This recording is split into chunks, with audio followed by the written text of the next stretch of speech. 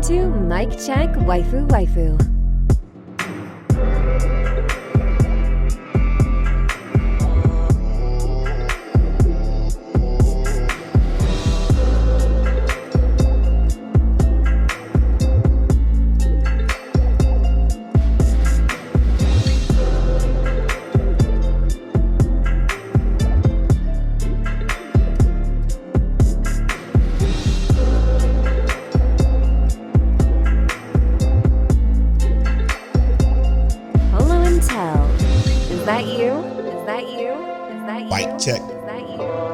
Check waifu. Ma, tell him. Is that you? Welcome back, Brolo. This is episode 326 of My Check Waifu. As always, it's brought to you by Patreon. Patreon.com/My Check Waifu is where you can get early access to the video version of this podcast, where you can get access to the pre-show, which goes live 2 days before this airs. It's also where you get access to the bonus podcast, The After Story, and so much more content over on Patreon.com/My Check Waifu. We couldn't do the show without our Patreon producer. Shout out to y'all and everybody that supports on Patreon. Explicitly, Ked the Pro from Chaotic Culture Podcast. Fear, Semi Sensei, Frozen, T Money Fingers. Dad Needs to Talk, Christian the Archivist, aka Death Sight. All for one Matt, Rob Stone, and last but certainly not least, our guy, Matthew H. Thank you so much for producing this and many episodes of the podcast. Mic Check Waifu is the anime podcast. It's brought to you every Tuesday at 9:30 a.m. CT Central Time, where we bring you seasonal anime topics and discussions and reviews coming next week. That is going to be the crux of this episode. But before we get into that, as we start off every episode of Mic Check Waifu, tell what was your episode of the week? Hear me out when I say this, because I'm not very far into this anime. Okay. But a Fragrant Flower Blooms with Dignity. I watched Finally. episode 1. Yeah, I can already see why people enjoy that anime so much. It's top 10. It's going in my top 10. Yeah, that first episode, I was like, oh, I genuinely smiled. I was finishing it when Polo jumped into the room to do this recording, and I was like, yeah, I smiled. I was like, dang. This is what I've been missing out on, but 12 more of those. I'm here for it. It's incredible. It is incredible. It's, you know what? It's too bad. Unironically, it's too bad that the last episode is on Sunday next week, because that would have been a good one to review.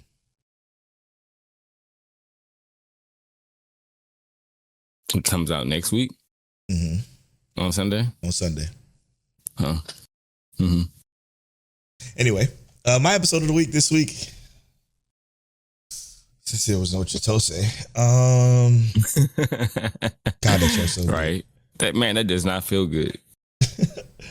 My episode of the week this week is going to have to be my gift level, 9,999 unlimited backstab in the backwater dungeon.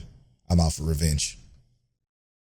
100% my episode of the week. The satisfaction I got after what happened to those two. I'm not going to spoil it because you need to watch it. It's a great show. Name, title aside, episode 2 aside, it is actually a great show because of this satisfaction of, like, I'm watching this episode, and while I'm watching it, I stop and I'm smiling to myself because I'm obviously watching it alone at my computer desk. I'm smiling to myself like, I am so happy at what's happening right now. And I'm not supposed to be. It's supposed to be unnerving because of what it's supposed to be, though. And it don't feel that way. You don't feel that way. And I'm just thinking to myself, like, am I fucking psychotic? Because I absolutely love what's happening on the screen right now. But it's deathly music playing. It's guttural and harsh and mean, but it just felt so fucking good. It felt so good. People like that deserve it. You deserve it. Yeah. It was a great episode. I agree. So good. And it was the impact of, like, getting back to the castle and seeing all the other faces that also felt the same way. Mm-hmm. It's just Get It Back in Blood, the anime. I love it. Very appropriate. Okay. We have some discussion from our community, the Mic Check Waifu community. Join our Discord, Mic Check Waifu, and join our conversations, because every week we post the episode thread. And it's always a lot of great conversation over there from a lot of dope people. Also in our YouTube comments on the video, shout out to Rob Stone. He's single-handedly holding that down for us. But it's great. So I figure we go through and we rehash some of the stuff they talked about. Go ahead. Right, I was gonna say there's so many of y'all who listen, but y'all missing the conversation in Discord. Yeah, the conversation in Discord is massive. So join Discord, discord.miccheckwaifuwaifu.com. It's a great place to chill and talk with like-minded folks like us. If you listen to this podcast, because if you listen to this podcast, then you're probably like us and not as ingratiated into the mainstream things. All right. I want to start off with Rob Stone. Rob Stone says, because we talked about last week, we talked about the flashbacks in TCB, not liking that. Episode 4 of, what's that show called? Jesus Christ. My friend's little sister has it in for me. TCB didn't like that episode, so we discussed it a little bit, and we mentioned that flashback episode was probably the most important episode, and to me, the best episode of the show, because it explained of what was going on. We talked about that last week, but he says, I agree 100% on the flashbacks. Character moments building up, and more importantly, helping us understand the characters in Friend's little sister. That was lacking from this boy-girl relationship, and it sank the show for me. Same over here. He says, I also needed to add Past the Monster Meat to my list. I wasn't sure if it was for if it was for me, but the description of the relationship has me convinced to try it. Let me know if you try to Rob Stone, because that show is absolutely top tier. That was almost my episode of the week if it wasn't for my level. It was a really good episode too. And then he said, I stand by what I said about Chitose being pretentious, both the show and the character. However, I want to stress that's not necessarily a bad thing, though, as it fits the tone of that show. The tone of that show is how it's going and how the characters appear to the outside world. The duality between how they are and how they are perceived by others. For example, in episode 5, slight spoilers for Chitose if you're not watching it, but you probably are. For example, in episode 5, when you have 2 of your teenage characters saying lines like, maybe if you gave me a kiss as sudden and fleeting as the summer downpour, and discussing how their actions compare to the characters in the Phantom of the Opera as a part of their dancing around the topic of conversation. That is an anime which is aiming to present their characters as, for lack of a better word, pretentious, especially when those outside the main group keep resorting to lowbrow insults like manslut in their attempt to insult the main character or his friends. Touche. Very good point. And he says, obviously, being over the top is part of the front that our main group is putting on, hiding their true selves behind the personas that they've built up as they try to understand themselves and each other. But I still have to sit through it and get to the point of the episode. Again, I want to stress that the tone is not inherently a negative, just a matter of personal taste. I currently rank it a B- because while I can appreciate that many things the anime does well, this vibe holds me back from loving these characters. I'm hoping that will change over time, because I do want to love the show. And in many ways, it is the same struggle I had at first with Days with my stepsister. And that show is striking a particular tone / mood, and I have to be in a certain frame of mind to enjoy it. If I could do that, then I'm sure I will find it great. And he said it would probably help if I didn't watch it at 9 p.m. When I'm tired and trying to stay awake through the lines like, you were off writing a lovely story. It's innocent, hopeful, and bittersweet, like a boy trying to fly with balloons. Yeah. Trying to watch something that is very, as you say, pretentious, for lack of a better word, is not a good thing, because it doesn't come off as its intentional meaning, right? They're pretentious for a reason, and that pretentious act is particularly to get across that is not the type of characters that they actually are. So I get it, though. I definitely get it. It's there, and he made a good point about how the characters in the group are like leagues above as far as intelligence and self, lack of a better term, self-deprecating, humor kind of thing. Yeah, humor, for lack of a better term, because I don't know how to really explain it, compared to the rest of the characters. Like, these kids around them are actually kids, while our main group are more like young adults, almost seem college-like. You know what I mean? Yeah, they're just more advanced for their ages. Yeah. They seem to be more understanding. I wish we didn't have a fucking 20, 30-day break. Yeah, it's something going on with that. That does suck, by the way. No. I will say for sure, I can't wait for Chitose and Ramune battle to come back because of the brilliance, in my opinion, of the show. Me too. Yeah, I was not to necessarily cut from what you said. I was looking at what Crystal said for her clarification for her sleeper, and I forgot the reference to that. I know I said raunchy, but when I said that, I want to make sure I know it said that I was also confused because I was uncertain. I was like, I don't think Crystal watches raunchy stuff, so I will clarify that as well. My apologies if I made you feel like that's exactly what I was saying. Yeah. Back to Rob Stone though. What did you think about that whole thing? I think, first of all, Rob Stone always has a his breakdown in general is straightforward and solid. I'll say this is that I understand like the take on the pretentiousness, but I don't take it as pretentious. Yeah, I don't think he does either. I think he's saying it as like it's an intentional act, right? It's a front. Right. So that's what, and that's kind of what I understand you were saying as well. It's a front to demonstrate. It's almost think of like Broadway. You gotta overdo it, right, to sell it on that kind of stage. Yeah, and I kind of feel like that's what we're looking at here. Yeah. Is that all of their attitudes for our characters. I wouldn't even say it's too overdone, because to me it's dramatic enough because it is an anime. If this is real life, then I could say, yeah, this is wild. And I guess that's where I'm like, pretentious to me is more Classroom of the Elite, to be honest.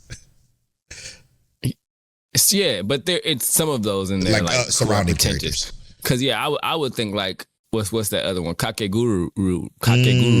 Yep. Some of them are truly pretentious, and it's like, why are you acting like that? Yeah. Like belittling in so many manners and yep. stuff. And it's like, in this, I wouldn't label it as pretentious. I would label it as more of a awareness. Yes. Overly aware. Overly aware, consciousness level, and the awareness allows them to act in the manner in which is like, this may be what's best for the scenario, and that's how the script seems to be written for me. Yeah, because don't nobody act like they're too good for anybody else, and that's how I look at pretentiousness, right? Like I look at pretentiousness like I said, the side characters around our main character in Classroom of the Elite, or like you say, Kakaguri. Like that's an awesome example.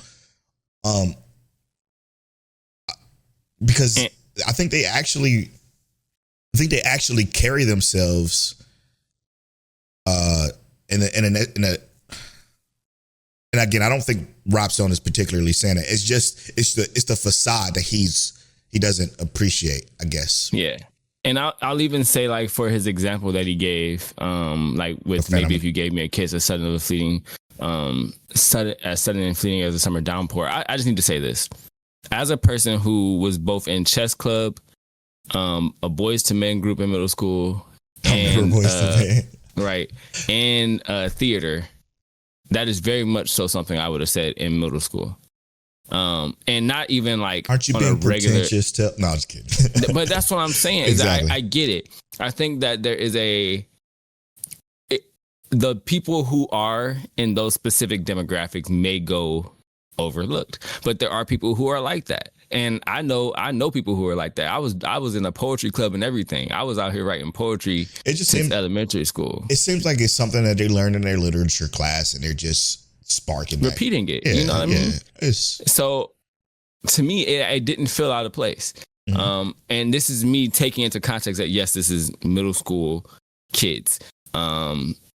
So to me, like I said, and this could be me saying like I could be pretentious. I could be a pretentious person, but I do think that in some scenarios that is a person that you could be talking to, and there are people who would relate that. Like I'm literally talking to Polo how we and I always say this sometimes. Like I think lyrical rap is a very thought-provoking art form, right? So me and Polo arguing about which lines have the most contextual weight to them from a rap song versus like breaking down a whole theatrical manuscript or script and say this is what this artist may have meant in their writing. Like, you know, that's something that people do from early as middle school and maybe even earlier, depending on what they were brought up on. So I do get it and how it could be perceived as pretentious, but I didn't think it was out of place at all. Yeah, I think the one thing that is close to what Rob Stone was referencing, and I think it's from the conversation he had, and I could be misremembering, but because it was 2 weeks ago, but it probably was from the conversation that he had with the girl with the white hair. That's his senior. And that conversation did come off as very pretentious between her and him. Like it was just weird. It was just like a weird ebb and flow with that conversation. But I think that's important because again, it's to show that he needs something to anchor him. And I think she's it. I think she's the one that he actually like to bring romance into. I think she's the one that he actually likes. And because he feels like she understands him the best out of everybody around him. Even though they mentioned that entire episode that the other girl is like very similar to who he is. But I don't know. It's the fact that we can even have this conversation, us three, including Rob Stone, the fact that we can have us three have this conversation, that goes to show, like, does that not mean the show is really good? Yeah. Let me know, Rob Stone. And that relationship is important to dramatize if that is the connection that they have. So that could be specifically why it is done in that manner. It could all be for show, just for dramatization of that specific relationship. And it could be awkward because of that. But I can see where you're coming from. I do understand. Yeah. So it's like, I don't know. The fact that us three having this conversation about this particular show, I find that to be what is entertaining about it in itself. Right? Like it's just great. Yeah. All right. You want to move on to our guy, TK Does Nothing. TK says, okay, I just finished this week's episode of the podcast and I think I need to clear things up a little. LOL. Sorry about the word wall. You good, brother? Right, we love it. The scores are based off my rating system, which allows for almost any show to change its score for better or for worse as the show progresses. Also, I have a scoring category for rewatchability, and almost every show doesn't get that point at the mid-season. Because of that, I really give full marks to a show that I can see is losing me halfway through. The Assassin anime received a higher score because while the plot started lacking with the Elf Sisters episode, its visual and audio stayed consistently strong. As opposed to Hero Without a Class, which fell short on visuals, audio, and character connection, Past the Monster Meat, Milady is a conundrum for me because I love the MCs and how they interact with one another, but I think pretty much everything else is lacking in regard to my rating system. Subjectively, I would rate it higher on their characters' interaction alone. That's the only reason I'm still watching. Objectively, it's going to stay at an F- unless it gets better in the second half, which I hope it does. That's insane. See, and that's why when it comes to midterms, we don't use a mic check waifu review scale system because that's not what the midterms are for. Not saying that you are wrong for using your methodology of reviewing a show during the midterms, but I personally think you're wrong for using a ranking system like this in the midterms. not saying you're wrong, but I'm saying I feel like it's wrong as personal to me because, and hear me out. I say that, and I think shout out to my guy Vash. Not Dad Needs to Talk to him, but Vash from Anime.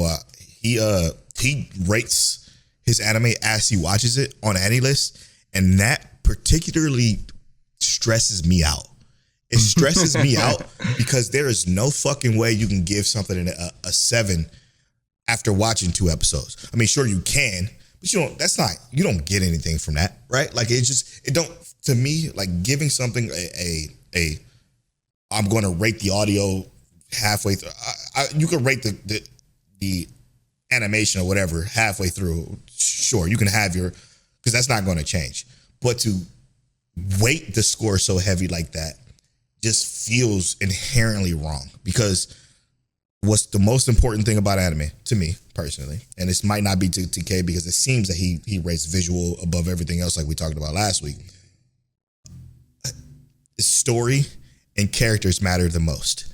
You don't know characters, well you do, but you don't know them well enough to give a complete score midway through it, right? And again, that stresses me out. Maybe it's an OCD thing with me personally, but for some reason, I get agita whenever I see somebody ranking something so heavy before it's even done. Like we just give it a grade. That's why we don't use scores. We just give it a grade on how we feeling about it right now. As of right now, I get us a B. I get us a C. As of right now, because of where it is. I'm not going to say this is a 8.7 in characters or a 9.7 in plot or a 3 in animation. You know what I'm saying? Like I just can't do that yet. I could do that for animation, sure, because again, that's one of the consistencies. But I mean, even still, in some cases, that changes too in a lot of aspects. Yeah, right. But it's hard for me to do that or to understand that thought, that process, I guess. And I'll even be a slight counter argument to that, because I think that rating an anime, if you keep up with the rating per episode, it doesn't necessarily, it don't sound too crazy to me. It just sounds like a lot to keep up with. Now, I will say this. As long as you keep up with the rating, because let's say you did it for the first 3 episodes and then you get to episode 9 and you completely forgot to change your score, and we don't know where you're sitting at anymore.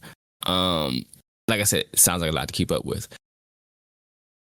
I view that as a more subjective scoring, right? Because you're not trying to be as objective as possible in that scenario, which that's where Polo and I, we're like, why would you do that? It's not done yet. And one of the things that I think is crazy important, and I always say this, is like, for instance, I always bring this one up because pacing does matter, but like Love Flops, you it's not a good anime, but had we not gotten to that point and the pacing did what it did, it would have even been a worse anime. You know what I mean? Dude, oh my God. I think Love Flops flopped. Pun intended, actually. I think Love Flops flopped at episode 7. We do midterms at episode 6. And it flopped at episode 7. If we would have did midterms, we did do midterms. I don't remember what we gave it. Maybe Chris in New York Archivist will, if he's free, we'll be able to dive back and see how that worked, or if it was episode 7 or 6, but I digress. That show changed its trajectory, like its entire trajectory with that flop. I'm pretty sure it was like episode 7. And it was insane. It just turned into something completely different. But then you got to go back and you got to re-update your score. And that's just, I don't know. Which, like I said, if you're keeping up with it, I don't see a problem with it. But like I said, for series like this at a midterm, and I would say I would try and keep it as subjective as possible, which, let's be fair, I think that your way of rating this, everybody's way, even if we're trying to be as objective as possible, still has some subjectivity to it. But I think that to sorry to stop you. It's hard, bro. I know, it's very hard, because let me just ask you a question, a personal tell question. When you say I love the main characters of Sword Art Online, would you give that show an F-? Just that alone. Just that thought alone.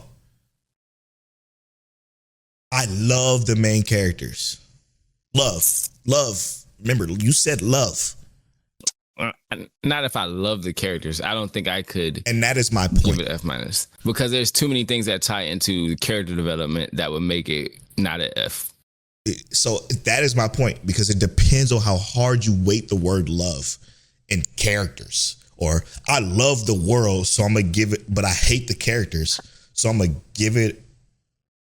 I can't, my mind doesn't quite process. I'm going to give it an F. No, I love the world, but I hate the characters. I'm going to give it like a C. Maybe TK can separate those categories though. You know what I mean?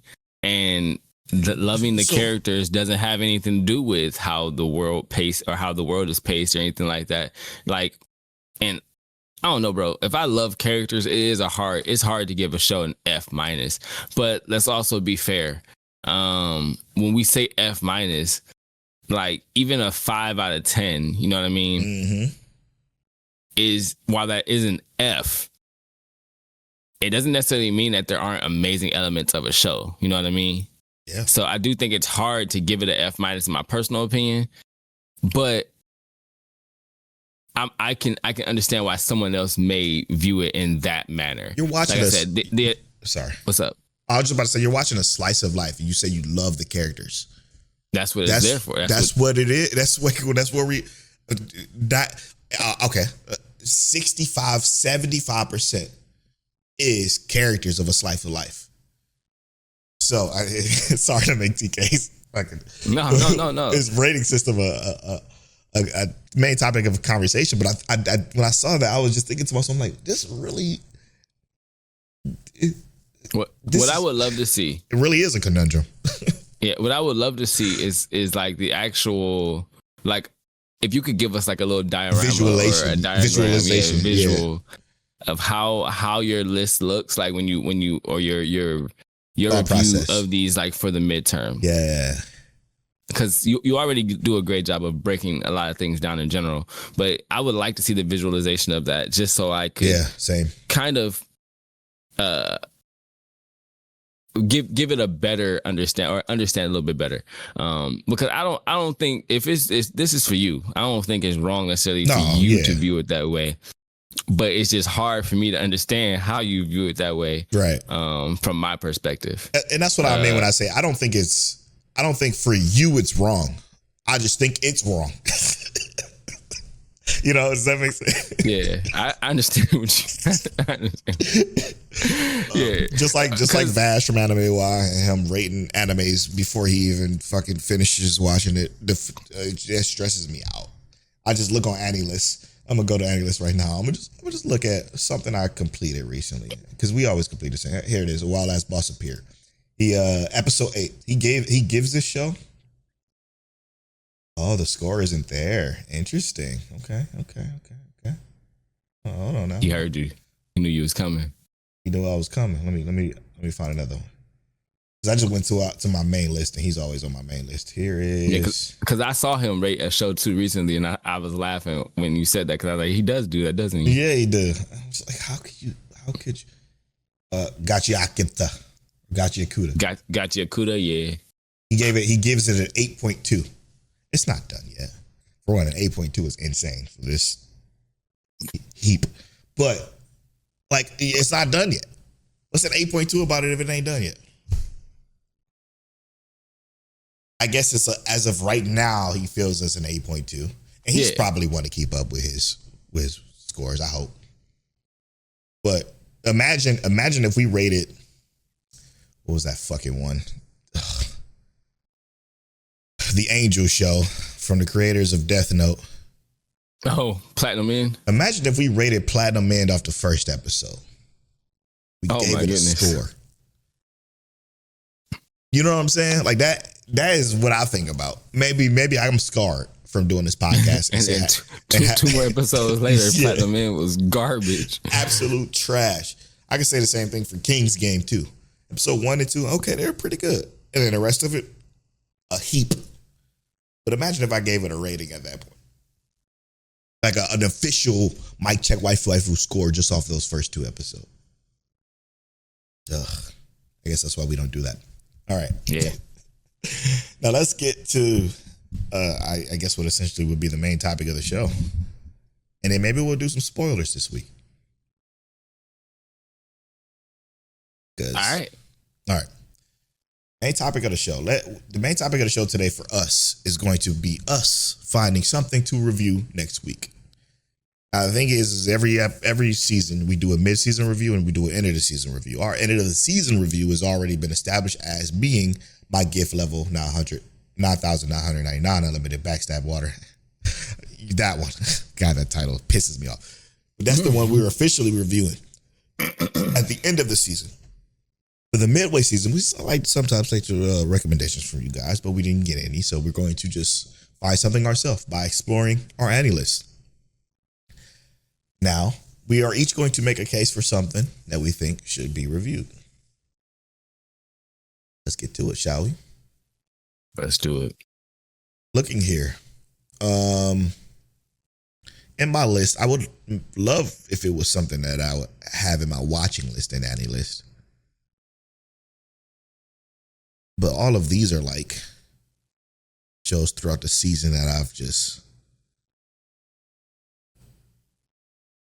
didn't even attempt to finish. I did check mine too. I have quite a few in my watching list that I just haven't completed. Like, do I just want to complete Sakamoto Days? I'm at episode 7 and there's 11 of them. Like, at least the first season. Why would you waste your time? But it's just right there. You know what I mean? Like, I'm right there. Ugh.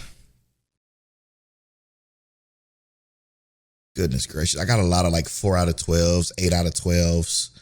Like mysterious disappearances. I just could not finish that. Oh, here's a good one. Okay, here's my case. My love story with Yamada-kun at level 999. Oh goodness. I did not finish that one. I added it to my list after I joined the shoujo club because it was one of those, and this came out spring of 2023. Annie List gives it a 78%. We have friends of ours, Patreon producer of My Check Wife Wife, All for One Matt, who has it completed, who's rated a 9 out of 10. Our guy Huey TJ on my Annie List, friends list, rated an 8 out of 10. Romy Rome, also on my friends list, an 8 out of 10. So a lot of people watched it and liked it. What was that one again? My love story with Yamada-kun at level 999.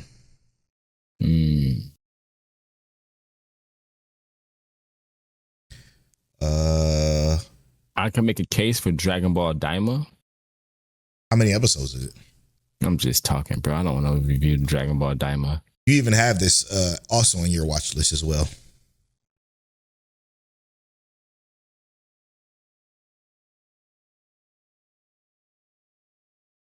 Christian Archivist, another Patreon producer, gave it a 7.5. Crystal gave it an 8. Fear gave it a 7. TK, speaking of the devil, he gave it a 7. Dad Needs to Talk has it in his planning. I would absolutely love to review a Monogatari series. So what's this one? Give me one more time so I could actually type it in. My love story with Yamada-kun at level 999.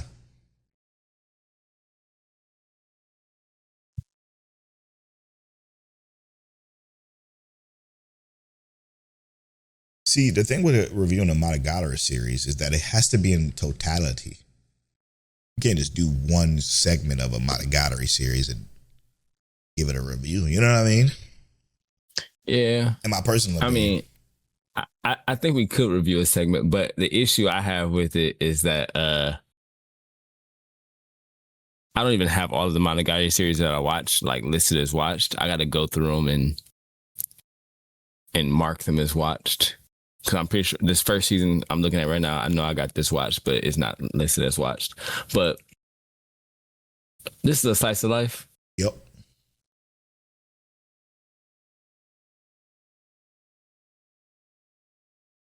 Well, am I Phoenix Wright, the attorney at law? Some of y'all gonna get that reference. I don't have an argument against it because I don't actually have anything on my list that I want to watch. The only thing, like I said, I could imagine saying I'd want to watch is going to be like something. I don't have anything on my list that I think is worth a review. Outside of the thousands that are completed. Now there is a way we could theoretically review Fragrant Flower, because again, it is done on Sunday. I think, right? Episode 13 is Sunday. And episode 13 is the last episode. But I still think, I don't know.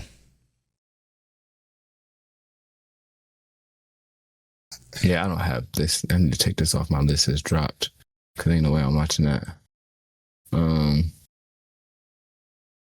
But I would have liked for something to be more fresher. That makes it. I guess it would be fresh for you, but. Oh, have you already watched it? Fragrant Flower? No, not Fragrant Flower. The Yamada-kun. No, not at all. It's in my list and it's been in my list forever. What do you mean by fresh or something more recent? Yeah. Like I was thinking of Fragrant Flower. Like even though it's like since it's done on Sunday, we could just use that as our review. But I'm saying, like, I think that's a little too fresh because it came out technically last season, but aired this season. Does that make sense? So it kind of like defeats the purpose of clearing out our list. Let's do Fragrant Flower. That defeats the purpose of clearing out our list of anime list shows. I feel you. Hear me out though. And here's why I make the argument.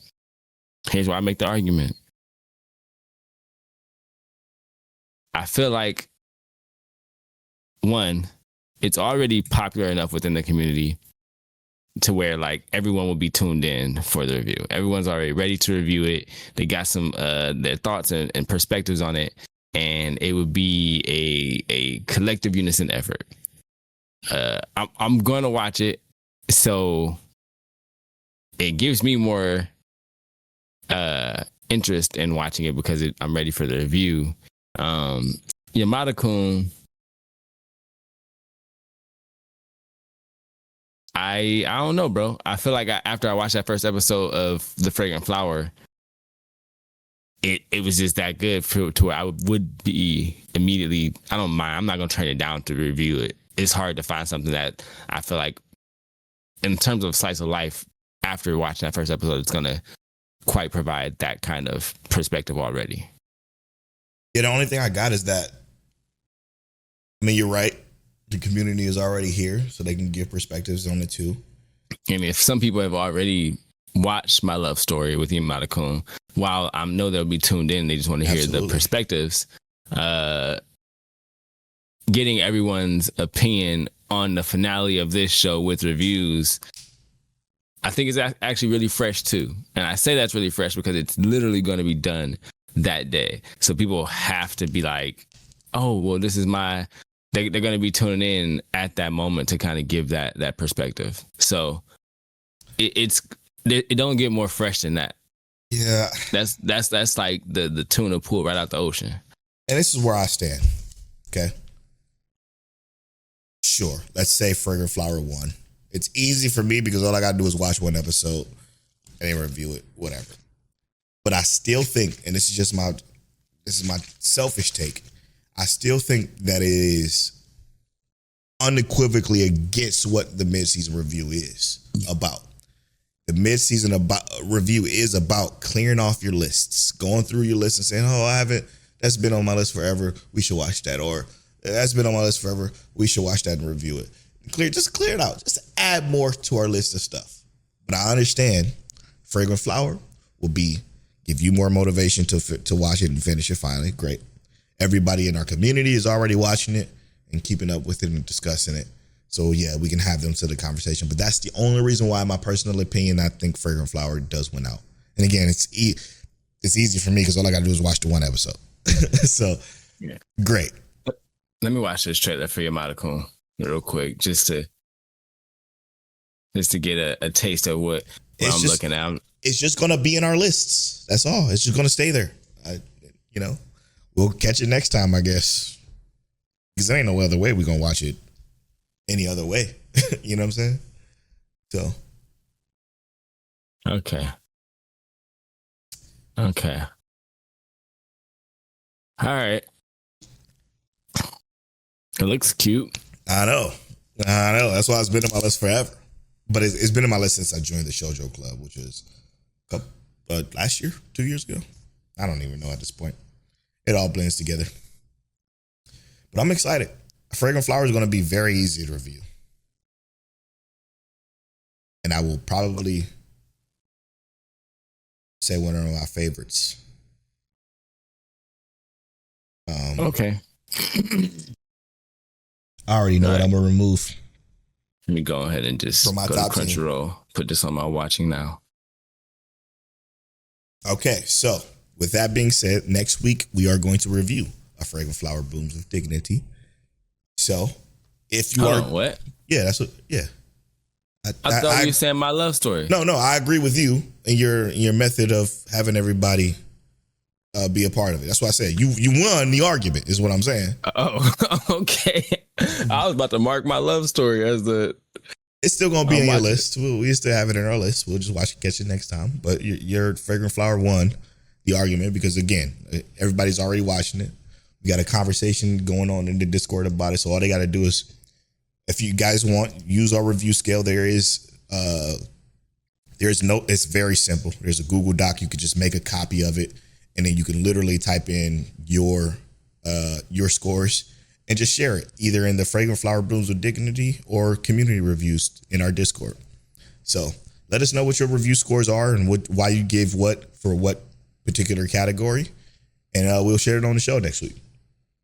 So I'm looking forward to that. It's gonna be fun. Yeah, I'm looking forward to it too. Yeah. I'm glad I won that one. Yeah, you definitely. Yeah, you got it. But again, it does defeat the purpose of what the mid-season review is supposed to be. But I get it. All right. Now let's get into some spoiler talk, Teo. After we get to know Mic Check Waifu, let's get to know us. I don't know who turn it is, so I'm gonna just go to the list. You can roll around. What's your name? What's your name? Get to know. I'm trying to get to know you. What's your name? Let me know when you're ready. Ignore me. All right.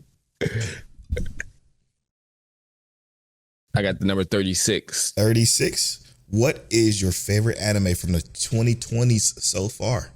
Oof. I hate you for that question. Get to know Mic Check Waifu. 2020s. So obviously it can't be something like ReZero because let's strictly do the year 2020. We can do the whole 2020s. Why not do the whole thing? All right. No, you're right. Let's do 2020. That's easier for any list to categorize anyway. What an interesting year that was, huh? So obviously, again, it can't be season 2s of things.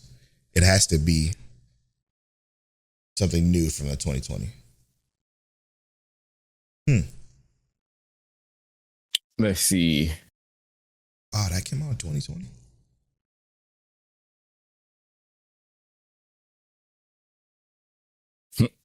Okay. So, I mean, that's probably going to be one of yours. It's going to be up there somewhere. Oh, okay. I did like that one.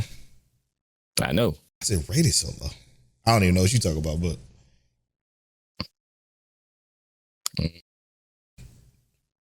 Ooh. Gleipnir's on that list. Okay. All right.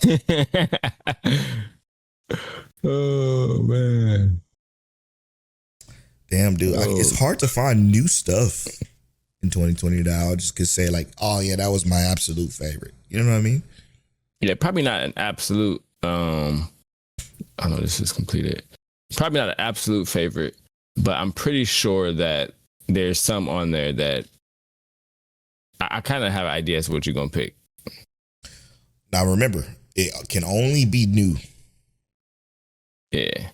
of 2020. What was your favorite show of 2020? New show of 2020? I'm still looking, but I guess I have an idea what you're gonna pick. What would I pick? I'm gonna tell you if I'm right or wrong. I have no idea.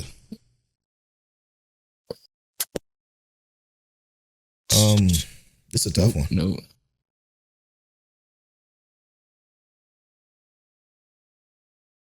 All right. So I'm going back to the top. So that's a possibility. Not that one. Definitely not that one. New. That was a good one.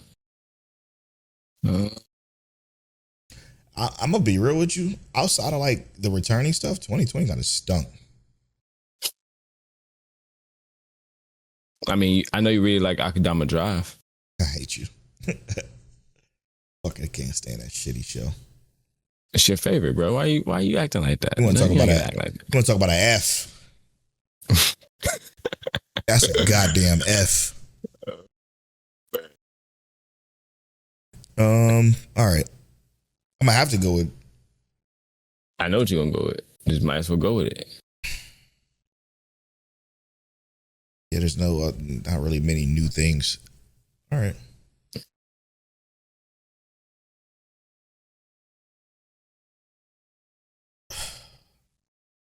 I'm gonna go with Kaguya-sama Love is War. Oh, okay. That was my second pick. I didn't think you were gonna go with that one. Yeah, because that was one of the ones, even though I did love Tonikawa Over the Moon, because that was probably the one you were thinking.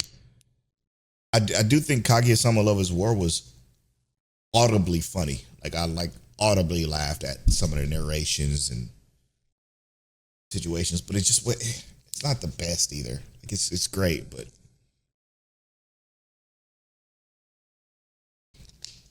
for me, Jujutsu Kaisen came out the same year as God of High School. No chance. Yeah, right. And that's actually what kind of makes it a struggle. So I really enjoy season 1 of Jujutsu Kaisen. Yeah. But I just got to be like characters that I personally like, just like, because I'm thinking about characters I like more, and that's kind of where I'm gravitating to. And it's not to say I don't like the characters in Jujutsu Kaisen. I think JJK has some great characters. Yeah. But I'm thinking about these characters specifically, and I just really like the Misfit of Demon King Academy. Was that the first season? I think so. No, it doesn't say. Wait, that's not the second season. That's the first season. Yeah, it is the first season. Wow. Yeah. Damn. Okay.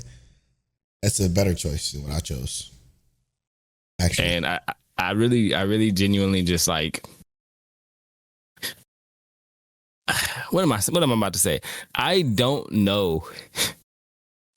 And this is gonna sound crazy. I know how popular JJK is. I don't know none of those characters' names, other than yeah, none of them apparently. Sukuna. I don't know none of their names. The only one I knew was Yuji. Yeah, Yuji and Sukuna. That's it. And Gojo, obviously. Oh yeah, Gojo. But I got to see a picture of Gojo to even think of him. I'm sorry. Yeah, I know people love that show. It's not bad. It's not a bad show at all. But I 100% agree with you because I totally forgot that it's supposed to be a new season coming out next season. Yeah. Like I just don't even like. I care, but I don't care. Probably because I read it, and again because for me, when I read something, I don't care that much for the anime as much. Like I know what's going to happen, so I'm not. Yeah, but Misfit Demon King, like I felt like. It was a breath of fresh air. Yeah, I spent more time enjoying this show than I did Jujutsu Kaisen. That's all. So yeah. And again, this one is personal matter, right? Like yeah. Was it which one? Whichever one is subjective or objective. Obviously, Jujutsu Kaisen is a better overall story than Misfit Demon King. Yes, but this is personal preference. Personal preference, yeah. I think I'm with you there. And again, I did love Jujutsu Kaisen season 1 for sure.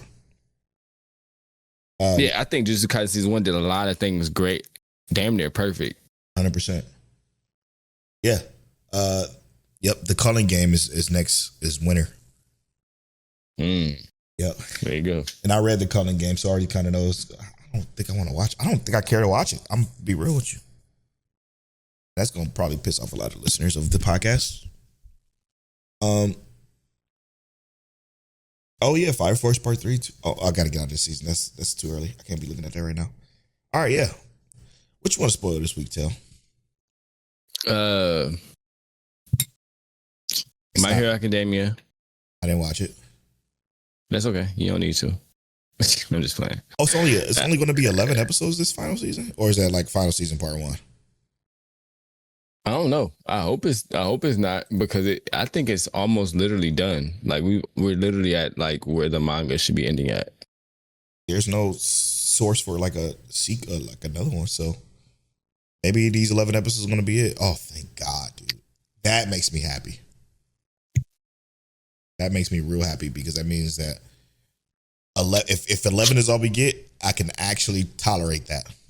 Yeah, I hate to say this is the best paced season of My Hero Academia in like five seasons.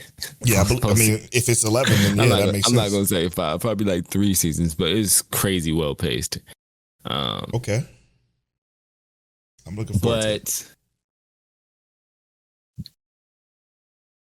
Let's talk about my gift level. Okay, and Wild Ass Boss. Oh yeah, we can do that. My gift level and wild. Why did it sound like you said wild ass boss? Wow. Yeah, it does. It did actually. Yeah. All right. Let's do it. All right. These are going to be specific spoilers for Wild Ass Boss appears in my gift level. So let's start off with my gift level first. Episode 7 of my gift level. The Backwater, Backstab, Revenge, Tale. What I was mentioning is like the part where he's like, okay, now it's time to take care of him, and he sent these souls out to the elves. The grin I had on the fucking cheese I had on my face just reminded me of that. The screenshot, I believe it was episode 318 or whatever the episode of the My Check Wife podcast from what was that? What was your sleeper last season? That picture I took with the grin and the that was the grin I had on my face during that fucking creepy, supposed to be like eerie feeling. I was just so happy. You grinned because you were supposed to, and that's all that matters, bro. Yeah. They deserve that that turmoil. The fact that they pulled out that emotion from me, though, the fact that I'm like, damn, why am I so happy about this? Is the fact that they are what they're doing, the way they're showing these, revenge things, is like, I know I'm supposed to feel dread with the scene that they're building and the effect and the music and the horror-esque kind of look to that particular scene. I know that they're building that up, but I still feel good about it. You know what I'm saying? Like, but I felt uncomfortable that I feel good about it. Yeah, and that's what I think. I actually think that the way that it was done, because they definitely meant to make it feel justified, in my opinion, right? Like they give a flashback of, like, for instance, when they said when the elf dude is being attacked, and he's like, why is this guy so smug? And then he sees the face of the young boy who threw everything threw caution to the wind to make sure he got that hit off. Yep.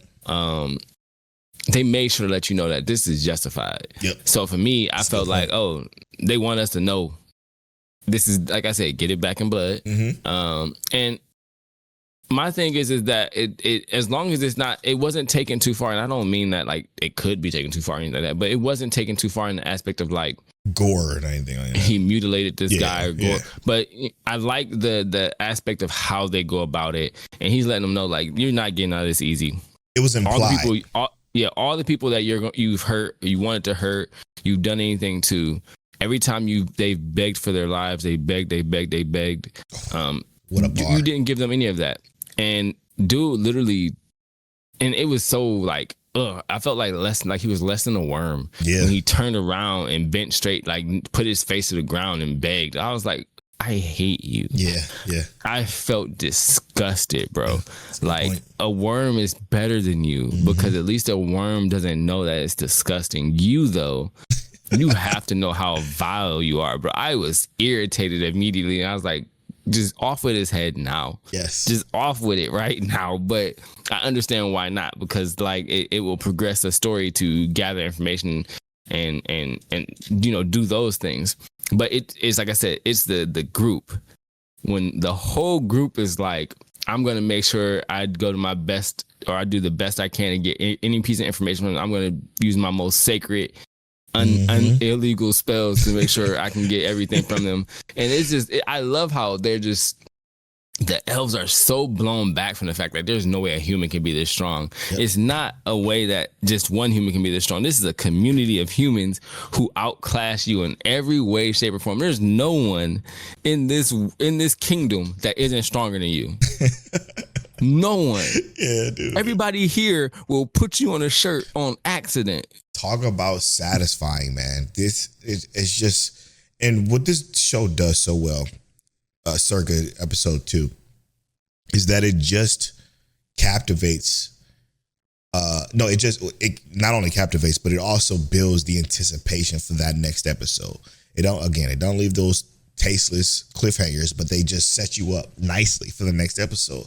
Like when they showed the elf lady talking to her man or whatever, it just got me so excited for what's next that I am itching to see the next episode. Like 4 days from the time we're recording this can't come fast enough. You know what I'm saying? Like I just am so excited about seeing what he's going to do to her. And that, because if you think about this from a roles reverse, right? If he's the antagonist, funny enough, but if the antagonist was doing this to the good guy, we will be feeling dread, i.e. ReZero. Like the dread we feel in ReZero every time Subaru dies. Man. I feel like this is what those villains feel like. Like they just feel so good. Oh, I can't wait to this next episode is going to have me so excited. And I agree. It's just the fact that really the whole time he's such a kind, loving, light, yeah, he's such a cool guy the whole time to everybody he meets, until you do that. And it's even like, what did he say? I regret that I didn't come down harder on you when I first met you. And it's like, y'all don't turn this dude into a demon, because he's already halfway there, bro. There were so many bars that in that episode. I'm telling you, man, he's ready to go to war with the whole everything. He's ready to go to war with everybody. Yep. Don't turn him into a demon, because I like when he's not acting like that, bro. I don't mean to take away. I love when he is acting like that too. You know what I mean? But because of how he was treated, I want him to be able to be that chill dude. You know what I mean? Yeah, I want him to be the cool guy. I want him to not have to go all out like that. The fact that he's like, yeah, I'm using this, the de-age of high magic, just so they can see me now, before, like as I was then. It's just so many things about this show that's just so spectacular when it comes to this particular revenge tale that I'm captivated. I'm stuck. Every time a new episode drops, I'll stop whatever I'm doing. Wearing Weddings means nothing when this episode drops, because I'm just so excited to see what's going to happen next. And it's so sad that shows like this unfortunately gets overlooked. Yeah, or again, misrepresented, because maybe this is a topic for a whole other episode, but I don't understand the anime community in its entirety. Like, why isn't this 64 for those pre-reviewers that I can't stand? 64. Well, that's also why pre-reviewing might be important, man. We got to start giving them better scores so that people actually give it a chance. I can't give it a better score until I'm done watching it. So, like, I know. Unfortunately, thanks to these people, it's going to prevent others from watching it. But and again, this happens a lot with anime lists. And again, maybe this is a topic for another day. Like, Dad is a hero, Mom is a spirit, and I'm a reincarnator. Why is it also a 64? It's a great show. It's a fucking great show. Even this most recent episode, man. Fantastic. It's just so much. A star brighter than the sun, 66. It's like Crazy. easily a 75. Like I don't like. I don't know. That's a whole another topic. But I digress. This show is spectacular. I can't wait to review it. It's so much fun. Yeah, man. All right. I agree. I have to agree with you. I have nothing but agreements.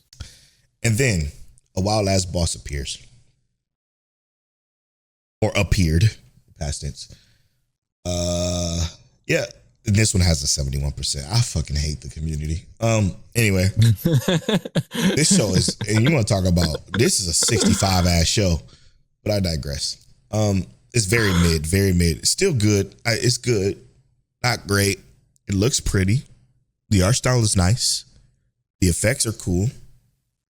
That's why it has a What happened in this episode? For this particular episode, hashtag Polo was right. That Deanna Dinah, I can't remember her name, is a saboteur, if you will. She's a demon, a devil folk as they call them, parading as an NPC to Lady Leffel. See, I can't even remember his fucking character's name. Lufus. Yeah. Dina is her name. Parading as this Dina NPC character next to Lufus. And she almost got found out. Lufus almost figured it out. And it pisses me off that Lufus didn't realize. And again, if her character is this overlord-like character, she should have fucking realized that, as soon as Libra gets teleported with Dina, Jupiter attacks. Like, how do you not figure that out almost immediately? Right. Maybe she can figure it out next episode, clearly, but it's too long though, you know what I mean? And here's my thing, right? Is that I feel like it's clear that she is the antithesis as a bad guy, but I don't feel like that's how Lufus is gonna view it. I think I said that already, didn't I? I don't think Lufus is gonna view her as a bad guy. I feel like, and this is kind of like I don't see it, bro. And I'm only gonna say this. I feel like there's gonna be some kind of, and I'm only saying this because I feel like the show is not necessarily doing extremely well on its writing. That's what I'm saying. You're giving it too much credit. I feel like they're gonna make it seem like, or something like, she's still just trying to help Lufus in some way, shape, or form. I just don't see a well-written plot coming from this. What you just said is a well-written plot, though. Really? Okay. I mean, better than what this is probably going to be. Something. This is my guess. Something major is going to happen because of this. She's going to say, I've been tricking you all along. She's going to get mollywopped. And then, or she's going to do something, I've been tricking you all along, but it's going to be after somebody major within her group perishes or gets hurt really bad. Lufus is going to lose her fucking mind and blow the entire devil folk back. That's how I see it playing out. That's poor writing to me. Yeah. What you said sounds actually pretty decent. You know? Oh man. Is it great? But no, yeah. It's not great, but it's better than what I see visualized for this simplistic ass meathead of a show. But I feel like almost if it leaned more into the meathead, it would be better. You're not wrong. You're not wrong, because then it'll be more entertaining to watch. Yeah, because like if the and here's the thing, it's not even that the characters are necessarily bad, but I feel like almost like we need more time with some of these characters to like understand their motives and development.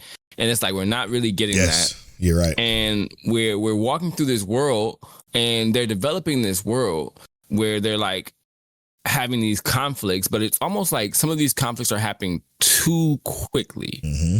It's like we're jumping into civil wars and world wars and conflicts and stuff when our character still hasn't fully established and circumvented her own problems with being in this world.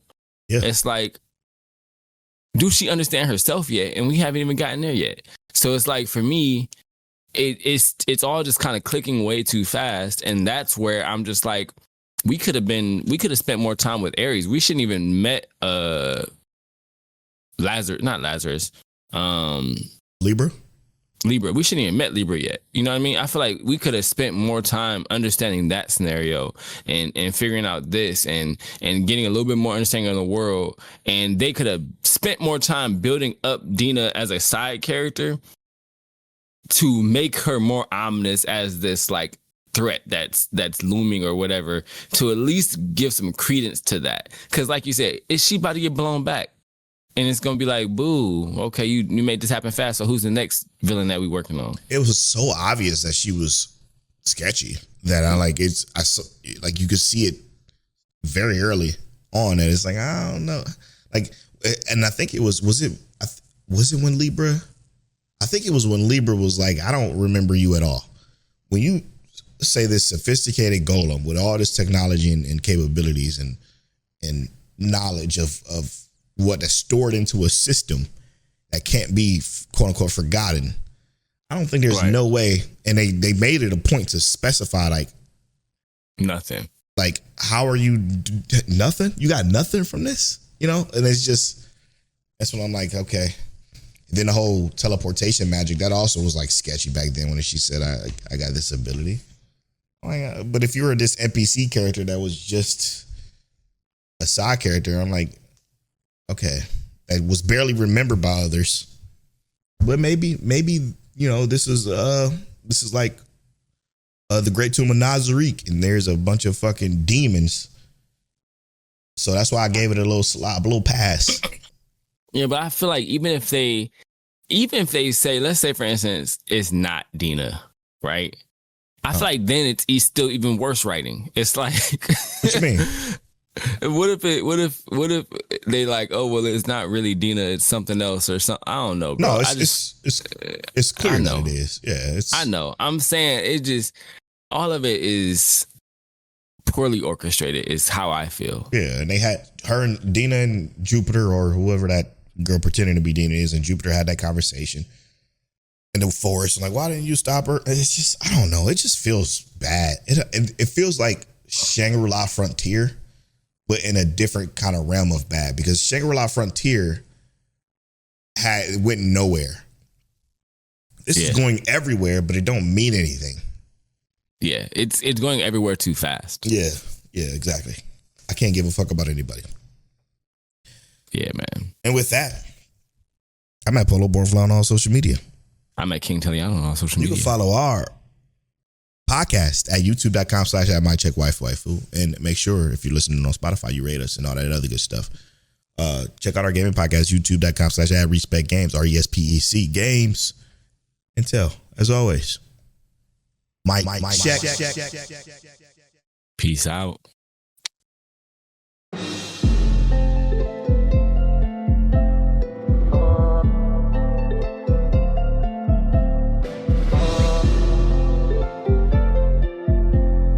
You're now tuned into Mic Check Waifu Waifu.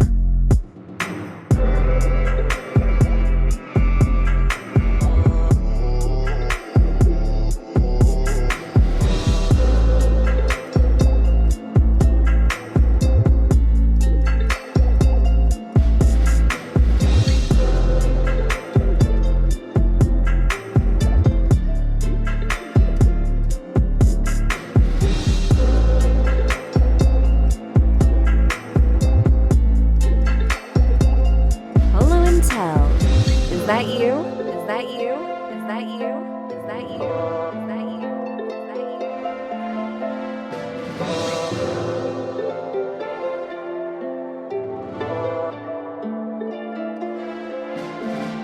you?